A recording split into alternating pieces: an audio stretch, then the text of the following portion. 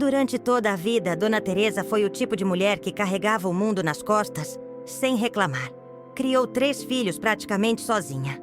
Cuidou da mãe doente até o último suspiro e ainda encontrou tempo para acolher netos e vizinhos como se o coração dela não tivesse fim.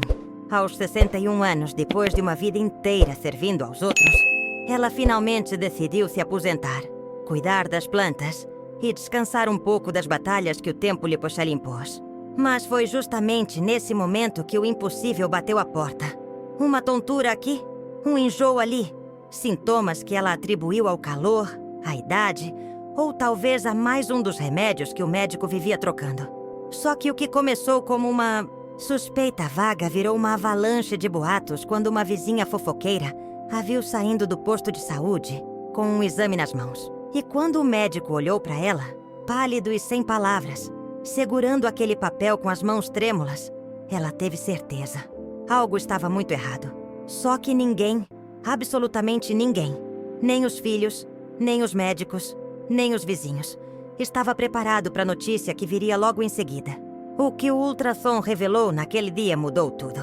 Não só a vida de Dona Teresa, mas a de toda a cidadezinha onde ela morava. Porque aquele pequeno ponto pulsando na tela não era apenas uma surpresa biológica. Era o início de um segredo, guardado por mais de 4 décadas. E o mais assustador é que ela já sabia. Só não esperava que o passado fosse bater à porta de forma tão viva. Antes da gente continuar essa história inacreditável, comenta aqui embaixo de qual cidade você está assistindo.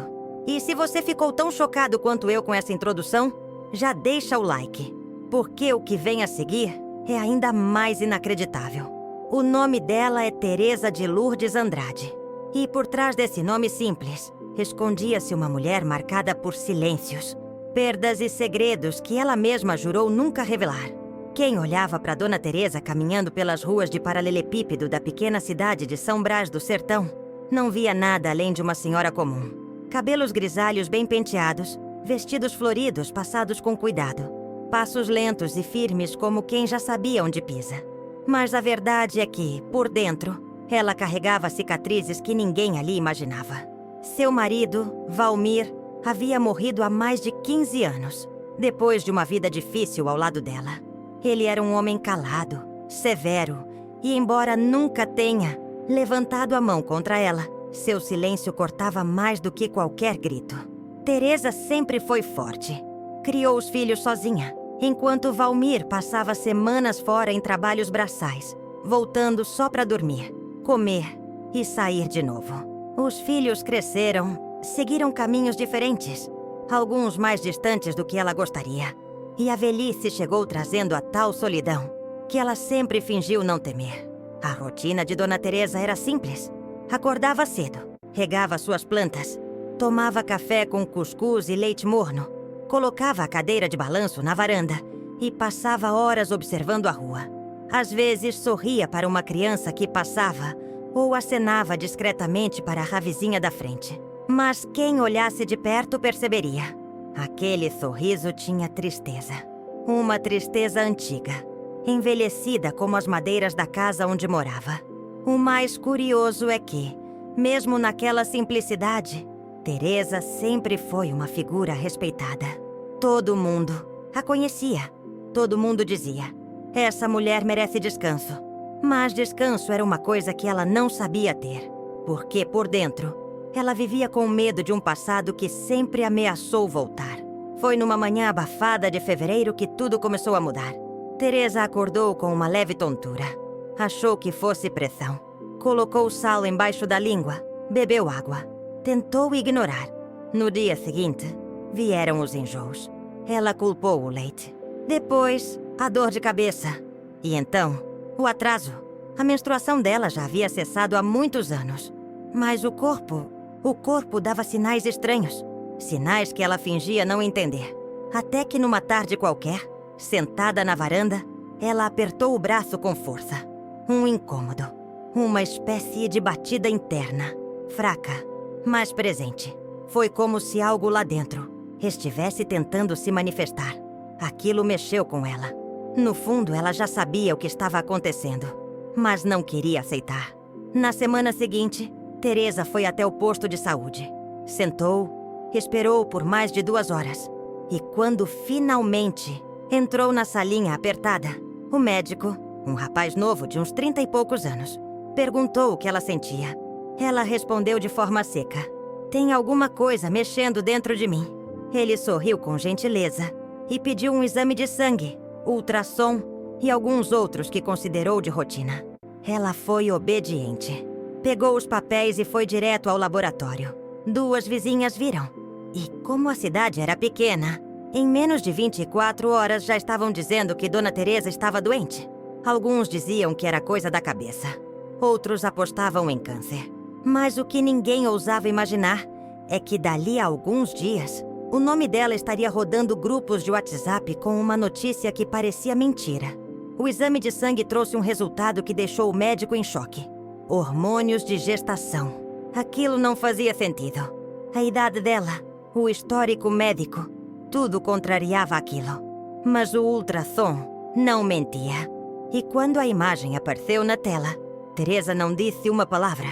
Apenas olhou fixamente para aquele pequeno ponto brilhante, pulsando no monitor. O médico tremia. "Dona Teresa, eu não sei como dizer isso, mas parece que tem um feto aqui." Ela continuou em silêncio. Não se surpreendeu, porque, na verdade, ela já sabia. Ou, pelo menos, já esperava. Era como se tudo estivesse apenas se repetindo. Como se o passado estivesse retornando, com a mesma força e peso de anos atrás. Só que agora, aos 61 anos, não havia como esconder. Quando saiu da clínica, as vizinhas estavam lá. E viram no rosto dela algo diferente. Uma firmeza. Um tipo de paz estranha. Como se, de alguma forma, aquele caos todo fizesse sentido. Ela não disse nada a ninguém. Chegou em casa, trancou a porta, sentou-se na cama e abriu a velha gaveta da cômoda. Dentro dela, uma caixa de madeira. Nela, cartas antigas, um colar com um pingente em forma de lua e uma fotografia amarelada de um homem que não era Valmir. O nome dele era Elias, e ele foi o verdadeiro amor da vida de Dona Teresa. O que ninguém sabia, nem os filhos, nem os amigos mais próximos, era que antes de conhecer Valmir, Teresa havia se apaixonado por Elias, um caminhoneiro que passou pela cidade quando ela tinha apenas 19 anos. Eles viveram um romance intenso por 3 meses. Ele prometeu voltar, mas nunca voltou. Teresa engravidou, escondeu a gestação da família e foi levada às pressas para um convento no interior da Bahia, onde teve a criança e foi forçada a entregá-la. Ela voltou para São Brás como se nada tivesse acontecido. Nunca contou a ninguém. Casou-se com Valmir pouco depois e enterrou aquela parte da vida junto com sua juventude. Mas os traumas não foram embora. E agora, mais de 40 anos depois, o nome de Elias reapareceria, não em forma de lembrança, mas em forma de sangue, no corpo dela, como uma herança genética adormecida. Nos próximos dias as notícias correram. As pessoas especulavam. Alguns diziam que era mentira, que era impossível. Outros sugeriam 1000 teorias. Inseminação artificial, erro médico, milagre divino. A verdade é que nem os médicos sabiam como explicar aquilo. Mas o mais curioso era o comportamento de Dona Teresa. Ela não demonstrava medo, nem confusão, apenas silêncio. Um silêncio carregado de algo mais profundo. Como se, pela primeira vez em décadas, ela soubesse exatamente o que estava fazendo. Durante a semana que se seguiu ao ultrassom, Dona Teresa não saiu de casa. As janelas continuavam fechadas, a varanda vazia e o portão trancado. Só se ouvia o som do rádio antigo tocando modas de viola, como se a casa estivesse parada no tempo. Os filhos começaram a ligar. Primeiro Maurício, o mais velho, que mora em Aracaju. Depois, Carla, que vive em São Paulo e há anos não pisa na cidade natal. Ninguém entendeu por que a mãe não atendia. E a notícia começou a se espalhar. Primeiro pelas vizinhas, depois pela rádio local.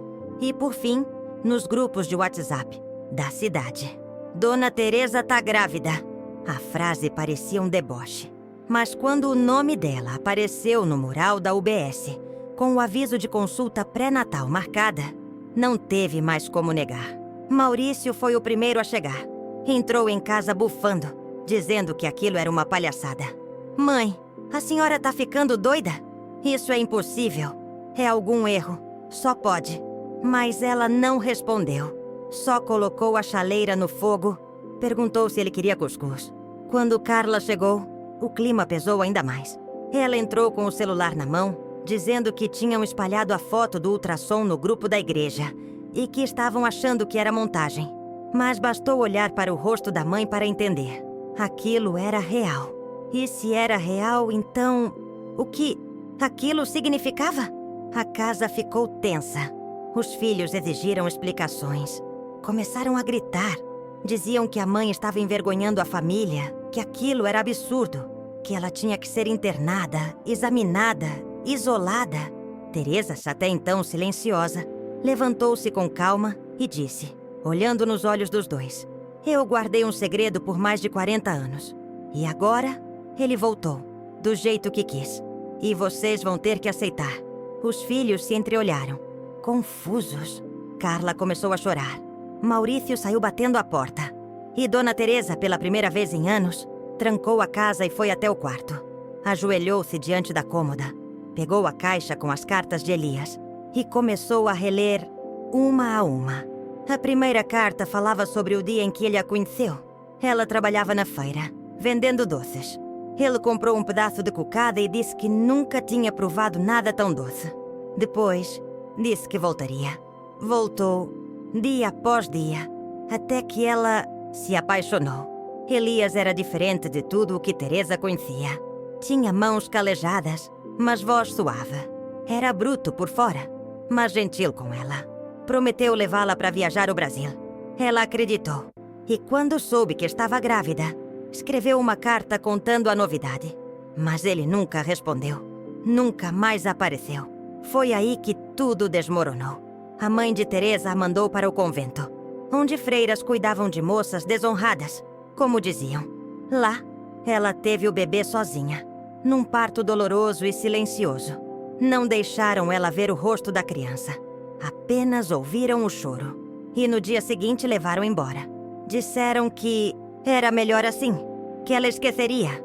Mas ela nunca esqueceu. Quando voltou, aceitou o casamento arranjado com Valmir e enterrou o passado sob camadas e camadas de silêncio. Só que agora, o passado escorria pelas veias, literalmente. Os médicos, em choque, começaram a fazer mais exames. E foi aí que surgiu o nome de uma especialista, doutora Samira Montenegro, endocrinologista e pesquisadora da Universidade Federal da Bahia, que estudava casos raríssimos de atividade hormonal reprodutiva em idosas. Quando recebeu os relatórios de Dona Teresa, Samira não acreditou. Pegou o carro e dirigiu 8 horas até São Brás para ver com os próprios olhos. Ao examinar Teresa, ela confirmou. Não era erro. O corpo dela, por alguma razão, tinha mantido uma reserva ovariana ativa, adormecida por décadas. E agora, despertava. A médica chamou o fenômeno de hibernação hormonal traumática. Algo nunca documentado oficialmente, mas possível, em teoria. A hipótese? O trauma da perda do primeiro filho, aliado a uma combinação rara de fatores genéticos e emocionais, havia bloqueado o sistema reprodutivo de Teresa por anos. Até que algo, talvez o envelhecimento dos demais sistemas, liberou esse segredo biológico. Era como se o corpo tivesse guardado aquela gravidez para o momento certo. A notícia virou reportagem, primeiro nos jornais locais, depois em sites de curiosidades e, por fim, em rede nacional. Repórteres começaram a bater à porta da casa. Algumas pessoas chegaram a montar barracas do lado de fora, como se fosse um milagre prestes a nascer. A cidade se dividiu. Metade dizia que era coisa do diabo, a outra que era sinal de Deus. Mas Teresa não se importava. Pela primeira vez, ela se sentia em paz. Sabia que aquele bebê, ainda que fruto de uma impossibilidade, era a segunda chance que a vida lhe dava. E mesmo com o corpo cansado, com dores, com enjoos que não combinavam com a idade, ela sorria em segredo quando colocava a mão na barriga. Mas o que ninguém esperava era o que viria a seguir. Num dos exames de rotina, a doutora Samira percebeu algo estranho. A formação fetal estava mais avançada do que o normal. Parecia que o feto se desenvolvia mais rápido. As semanas pareciam condensadas. A médica, assustada, chamou uma equipe de Salvador para acompanhar o caso. Foi aí que começaram os questionamentos. O DNA fetal indicava material genético compatível com Elias. Isso não fazia sentido. Como depois de mais de 40 anos, o corpo dela poderia gerar um filho com o DNA do homem que desapareceu naquela época? A resposta estava num detalhe que Teresa jamais ousou contar. Na última noite com Elias, antes dele partir, ele deixou com ela um objeto. Uma pequena cápsula de metal prateado que disse conter o futuro deles. Ela achou que era uma metáfora, mas guardou. Quando o relacionamento acabou, ela tentou destruir aquilo, mas não conseguiu. Escondeu junto com as cartas na caixa da cômoda. Quando foi pega de surpresa com os sintomas estranhos, abriu a caixa e encontrou a cápsula trincada. O conteúdo já havia sumido. Só que ninguém sabia dizer como aquilo funcionava. Seria uma amostra congelada de esperma? Algum tipo de implante? Um experimento. Elias havia mencionado, em uma das cartas, que tinha conhecido um cientista durante uma viagem ao Acre, que havia se envolvido em um projeto que mudaria o mundo, mas jamais deu detalhes. O mistério se aprofundou. Teorias começaram a circular. Alguns diziam que Elias era envolvido com experimentos secretos, outros que Teresa tinha sido cobaia de algo que nunca entendeu. Mas no meio disso tudo, havia o essencial. Uma nova vida se formando dentro de um corpo que a medicina dizia incapaz. Teresa, apesar da confusão ao redor, sentia uma conexão quase mística com aquele ser. Dizia que sonhava com ele todas as noites. Que via um menino, de cabelos escuros e olhos calmos, correndo pelos campos da infância dela. E que, nos sonhos, ele sempre dizia a mesma coisa. Mamãe, cheguei tarde, mas cheguei. Na cidade, as reações se intensificaram. O padre local começou a fazer sermões condenando o que chamava de aberração da natureza. Já a benzedeira do bairro jurava que aquilo era reencarnação. As crianças começaram a deixar flores no portão da casa de Teresa, dizendo que queriam conhecer o bebê do milagre. Mas os filhos dela estavam em choque. Carla queria pedir interdição judicial. Dizia que a mãe estava doente mentalmente. Maurício começou a beber. Disse que aquilo era uma vergonha. Só que nada mais importava para Teresa. Nem as ofensas, nem os boatos. Ela agora ouvia outra coisa. Os batimentos. Aqueles pequenos batimentos vindos de dentro. E aquilo era mais forte que tudo. As semanas finais da gestação foram as mais intensas. O caso de Dona Teresa já havia se tornado pauta de debates médicos, religiosos e até políticos. Um deputado da região chegou a se pronunciar na Câmara Federal, pedindo investigação sobre possíveis experimentos genéticos clandestinos em áreas rurais do Nordeste. Mas enquanto o Brasil discutia, Teresa apenas esperava. O corpo dela, embora frágil, resistia. A pressão subia às vezes. A coluna doía. Os pés inchavam. Mas o coração batia forte. O dela e o da criança.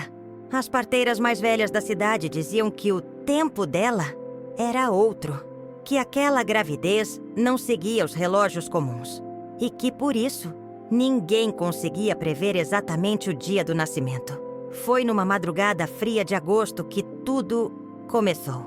Um vento cortante bateu na varanda. As luzes da rua piscaram e o rádio da cozinha desligou sozinho. Teresa, deitada, acordou assustada. Sentiu um calor subir do ventre até o peito. Depois, a água escorreu. E ali, sozinha, sentada na beirada da cama, ela soube. É agora. Ela tentou chamar os filhos, mas o telefone não funcionava. O sinal caiu. Pegou a lanterna e foi até a frente da casa. Acenou para esta vizinha, mas ninguém respondeu. A rua inteira parecia dormir um sono pesado, quase sobrenatural. Então, sem pensar duas vezes, pegou as chaves, destrancou o portão e foi andando até a unidade de saúde. Cada passo doía. As pernas tremiam, mas os olhos seguiam firmes. Quando chegou, à porta o enfermeiro plantonista levou um susto. Gritou por ajuda. E em minutos uma equipe improvisada se mobilizou. Ninguém estava preparado para aquilo. mas ninguém ousava sair de perto. Era como se algo sagrado estivesse prestes a acontecer. A sala de parto foi montada às pressas. Médicos da capital, avisados pela doutora Samira, chegaram a tempo. Teresa já estava dilatada, mas algo chamava a atenção: a força. Mesmo com 61 anos, o corpo dela agia como se estivesse em plena juventude. A respiração era firme, as contrações regulares. E quando o bebê coroou, todos prenderam o ar, em silêncio, sem palavras, porque ali, diante deles, nascia o impossível. O choro do recém-nascido ecoou como trovão. Um menino, fortíssimo, sem anomalias, peso saudável, olhos muito abertos. E o mais impressionante, já segurava o dedo da mãe com uma força incomum. Teresa sorriu, não com euforia, mas com a serenidade de quem esperou décadas por aquilo. Pediu para segurá-lo sozinha. O médico hesitou, mas cedeu. E ali, com o bebê nos braços, ela murmurou: "Você voltou. Eu sabia que voltaria." A notícia correu como fogo. Manchetes no Brasil inteiro. Milagre em São Brás. Mulher de 61 anos dá à luz menino saudável. Médicos pediram autorização para estudar o caso. Documentários foram planejados. Até Netflix mandou equipe para a sondagem. Mas Teresa recusou tudo. Esse menino não é experimento. Não é espetáculo. Ele é meu. E durante semanas manteve-se reclusa, amamentando, cantando cantigas antigas e escrevendo um diário com as memórias que queria que o filho soubesse. Carla e Maurício, depois de verem o bebê, mudaram. Maurício se emocionou. Disse que o menino tinha o mesmo nariz que o avô Elias. Carla pediu desculpas, tocou a testa da criança e chorou silenciosamente. Eles não entendiam como aquilo era possível, mas também não queriam mais lutar contra. Aceitaram. E com o tempo passaram a ajudar.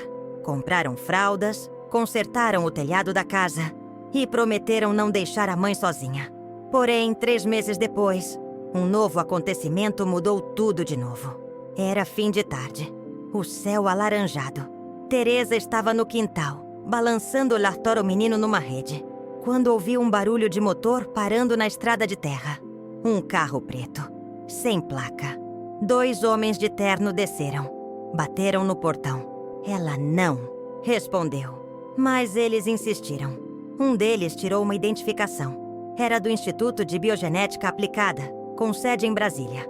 O outro, sem mostrar nome, disse apenas: "Dona Teresa, nós viemos buscar a cápsula." O corpo dela gelou. A cápsula. A mesma que Elias deixou há mais de 40 anos. Ela não havia contado para ninguém. Nem para os médicos. Nem para os filhos. Apenas jogou a cápsula trincada no fundo da caixa. E esqueceu. Ou tentou esquecer. Os homens disseram que ela estava em perigo. Que aquilo era parte de um projeto que nunca deveria ter sido ativado. E que, com o nascimento do bebê, a segunda fase havia começado. Ela não entendeu. Tentou fechar o portão. Mas um deles se aproximou e disse algo que fez o coração dela parar. "Esse menino não é só seu filho. Ele é chave de um código. E tem gente disposta a tudo para capturá-lo." Então entregaram um envelope, selado, com o nome Elias M., em tinta vermelha. E foram embora. Teresa trancou a casa, colocou o menino no colo e abriu o envelope. Lá dentro, uma carta, manuscrita, datada de 1981. A letra, inconfundível. Elias. "Teresa, se essa carta chegou até você, é porque o que temíamos aconteceu. Eles descobriram. O menino que virá, ele não é apenas nosso filho. Ele carrega dentro dele o mapa de algo muito maior. Eu tentei protegê-lo, mas falhei. Não confie em ninguém. Nem nos médicos, nem no governo. Fuja. Leve-o para o lugar onde tudo começou. O sítio da Pedra Oca. Lá você saberá o que fazer." Ela não conseguiu terminar de ler. Lágrimas caíam. O bebê dormia. O relógio marcava 18h07. E as luzes começaram a piscar de novo. Dona Teresa olhou para o céu. Pegou o cobertor. Colocou o bebê no peito. E, com passos silenciosos, saiu pela porta dos fundos. Dizem que, naquela noite, ninguém dormiu na cidade. Cães latiam sem parar. Um zumbido estranho ecoava no céu. E uma estrela cadente cortou o firmamento, como um aviso silencioso. No dia seguinte, a casa estava vazia. Nenhum sinal de arrombamento. Nenhum bilhete. Apenas o rádio ligado, tocando a mesma música que Elias ouvia na feira, décadas antes. E até hoje, em São Brás, há quem jure que viu uma senhora idosa caminhando pela estrada de terra, com um bebê nos braços, indo em direção à Pedra Oca. Mas ninguém nunca mais viu Dona Teresa, nem o bebê. E a pergunta que ecoa até hoje é uma só: quem ou o que nasceu naquela madrugada?